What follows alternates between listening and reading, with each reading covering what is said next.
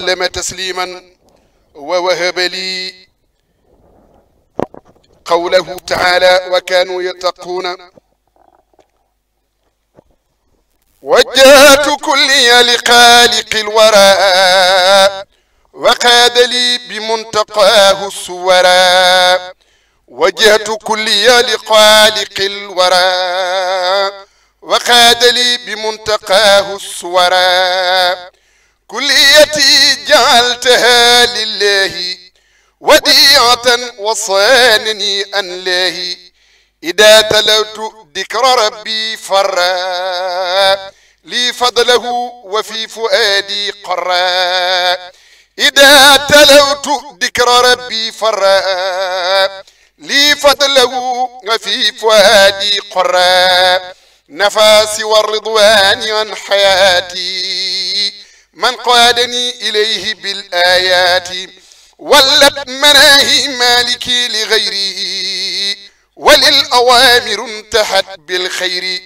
الله طهر فؤادي والجسد من كل عصيان وأغنى عن حسد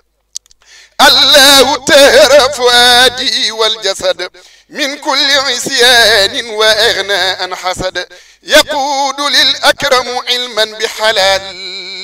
يزاسيان الفقر مع كل الدلال ترسي عن النيران والمناهي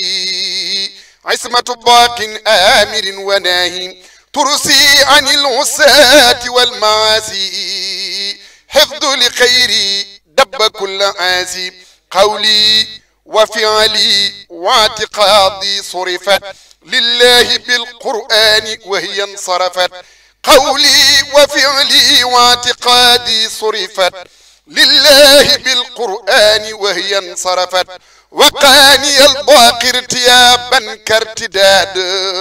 وقادني إلى الجنان بوداد نفعني بالذكر خالق الورى ورم سعي وكلي نورا واجعل حركاتي وسكناتي وأنفاسي وأعراضي وأغراضي أنفع التقوى وأحسن التقوى وأوصل إلي في قصيدتي هذه أثمان كل ما باعه أني واشتراه مني بلا فسق ولا إقالة ولا مكر ولا قرور ولا استدراج ولا آفة ولا كدر أبدا آمين يا رب العالمين. بسم الله الرحمن الرحيم وصلى الله على سيدنا محمد وعلى آله وصحبه وسلم تسليما كما وهب لي يستبشرون أبدا يسر نحوي وعروض المنتقى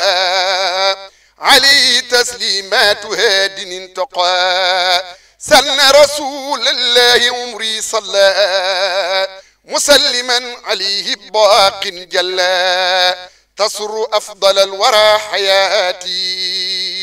بقدمتي له وللآيات بان لكل من له معقول في كلكل المنقول والمعقول شهدت الشريعة المطهرة لي مع الحقيقة المنورة شهد للشريعة المطهرة لي مع الحقيقة المنورة شهدت الشريعة المطهرة لي مع الحقيقة المنورة رافقني الظاهر في مسيري وقادني الباطن بالتيسير ولا لغيري العداء والكدر ولي لا يردها المقدر نفى لغير ذاتي الباقي القديم مكاره الدارين بشري يدوم إلى سوايا تنتحي المفاسد وليس ينحو لحياتي فاسد برأني البصير من عيوبي وجادل القبير بالغيوب دعاني الباقي إلى الشكور ولم يزل بنافع شكور أزكى سلامي من كتابة تقى على النبي العربي المنتقى أزكى سلامي من كتابة تقى على النبي العربي المنتقى بنعمة من الله وفضل لم يمسسهم سوء واتبعوا رضوان الله والله ذو فضل عظيم فيما مضى قبل يوم قط هاتين القصيدتين اللاتين أمرني بأن أشكره بهما والله على ما نقول وكيل فتقبلها ربها فدت لدى من بمبيع ذهبا بثمني ولا ألاقي رهبا فدت لدى من بمبيع ذهبا بثمني ولا ألاقي رهبا تنزيل رب العالمين جعلا في كلكلي وفي يدي فانجعلا قراءة القرآن زاد عداي لغير نهوي وأدام لي هداي بادر لي ما اختار لي مولاي ومنه أن يصون صدر الآية بانت عوائقي لغيري بانفصال ولي سروري ينتحي بالاتصال لم تنحني وسوسة أو تعب أو حاسد أو شاغل أو متعب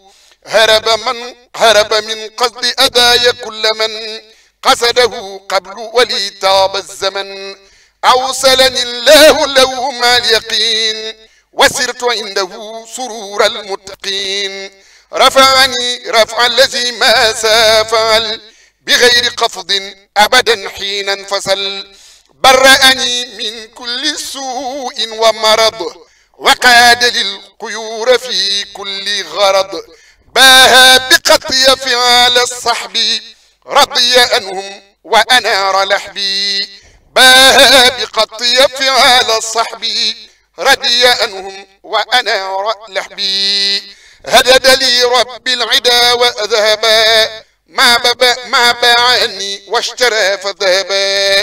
هدد لي رب العدا والذهبا ما باعني واشترى فذهبا كتب الله تبارك وتعالى أن هاتين القصيدة من كلام ناظمها لفظا ومن اللوح المحفوظ معنى وأنهما رفعت إلى العرش والكرسي والله على ما نقول وكيل moo samay gi xanaa gabon nga ko ngoore gile may kay xanaa aras nga ko giire moo samay gi xanaa gabon nga ko ngoore gile may kay xanaa aras nga ko giire ba nga tekkee sa am di may gi fa Jurbel ca la mbaaxaan ñalaabe ak ñoxomboore ba nga tekki sa am bi may gi fa njaareem la bawal jag bismillah ba nga tekki sa am bi may gi fa njaareem la bawal jag ba dootu noori ka joori ba nga fenki ci réew mi góor ña nga seexal gétti nañ kaang ma jiitoon ak i foore jekki leen samba yaa ne nga nangi awlaw amulam kem fa kay ba mbar ya di loore tekki leen coori jox ko dal di ko jiital fari jaal ye yëpp yem la ahmadu doore yow la yàlla yi damoo ca kaw ñi fi jaaroon jile wax nag malaaka yëpp ko seere jërëjëf xaadimu rasuuli ku dul yow bu dajeek noon ba woon gabon du fa ngoore jërëjëf xaadimu rasuuli ku dul yow bu dajeek noon ba woon gabon du fa ngoore mën a dem del si gaangi mbakke ku dul yow sambarigo di aw turam bu ñu réere ba nga salloo fi aw millahi ba dem ndar jall géej del si jàpp réew mi libéré Sénégal tuuti kon mu yàqu dogon yow ceddo yey rëy tubaab yi jàpp di doore Sénégal tuuti kon mu yàqu dogon yow ceddo yey rëy tubaab yi jàpp di doore ma ne baas nan lu rëy lu ñor li ñu am tey suñu waaji xanaa gabon la ko soore baarakallahu ñëpp suur nañu moo tax ma ne may gi xanaa gabon la ko ngoore waxaleete wal xiyaari salaatun wa salaamun fii maa ngi jommali foori addi borom Tuubaa